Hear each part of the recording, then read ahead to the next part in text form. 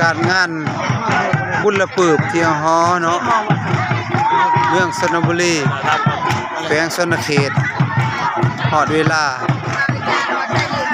งานบุญละปืบฮอวัฒนธรรมบ่ทันได้ปะวัฒนธรรม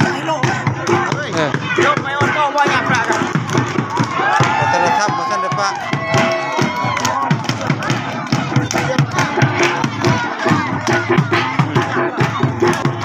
วัฒนธรรมลาวยังบ่ได้ปะ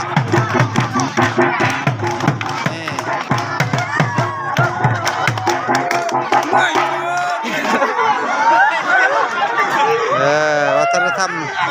ของเผ่าบุรูเฮา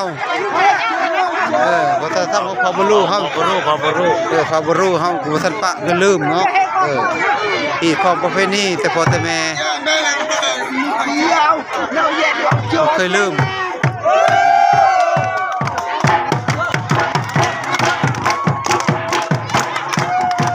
วัฒนธรรมลาวเฮาเผ่าบุรูยังมีอยู่เขตฮอเมืองชลบุรี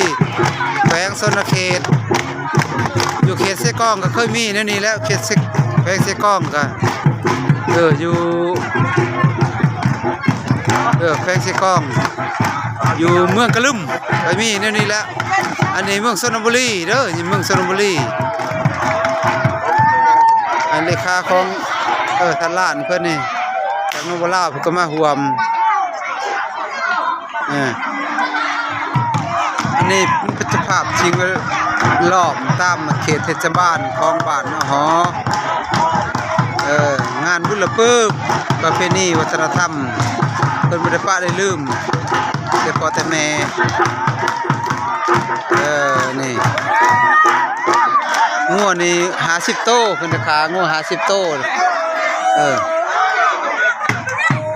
งัว50โตเพิ่นขาเฮ็ดน้ำพ่อน้ำแม่จัดงานบุญละปืบเดือน4เนาะ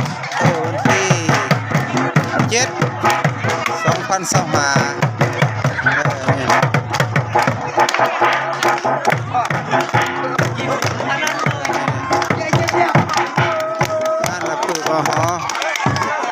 เป็นบุญปังใหญ่อันนึงเนาะบุญปังใหญ่อันนึงเด้อใช่ไหม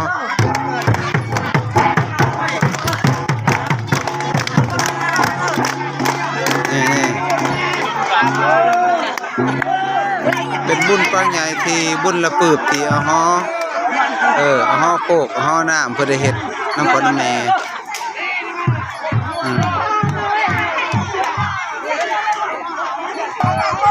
นี่สิเป็นละโมงวัฒนธรรมบนหัวงัวหัวควายงัวควาย50โตเนาะวัฒนธรรมแต่หัวงัวหัวควายโซตามอันนี้เนาะคนไหลคนแซ่คนติดตามทำอีกของประเพณีบ้านเฮาบ้านฮอก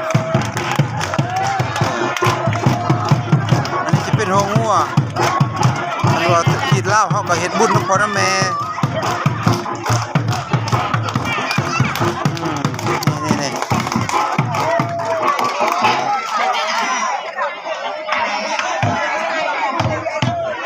เป็นสิเป็นหัวงัวได้นี่หัวงัวเขาขาดปล่อยงัวหัวงัวฮอบพิธีของเอาบุรูเฮา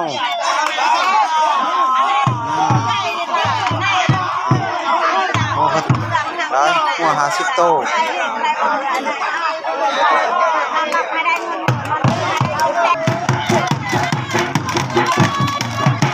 นั่นก็คือบ้านฮอโคกฮอหน้าฮอน้อย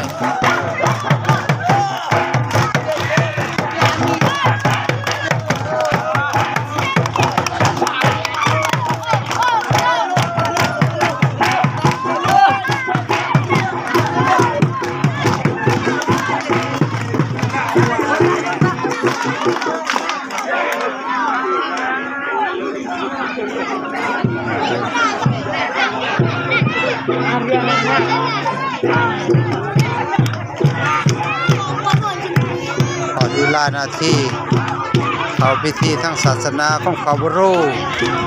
ทั้งคุณก็เห็นอยู่เขตเสกองเมืองกะลึมกันแนวนี้แหละเลยแต่เมืองตะโอยก็มี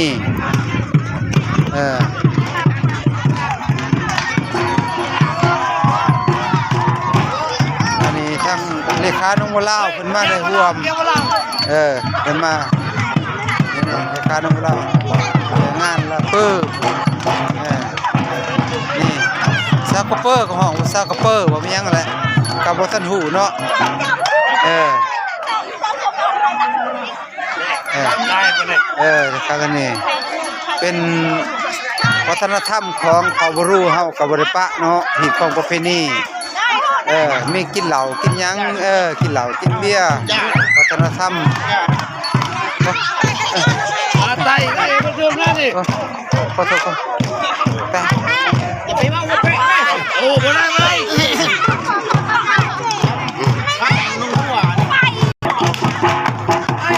วัฒนธรรมเราเผ่าบรูเฮาสบายดีสบายดีสบายดี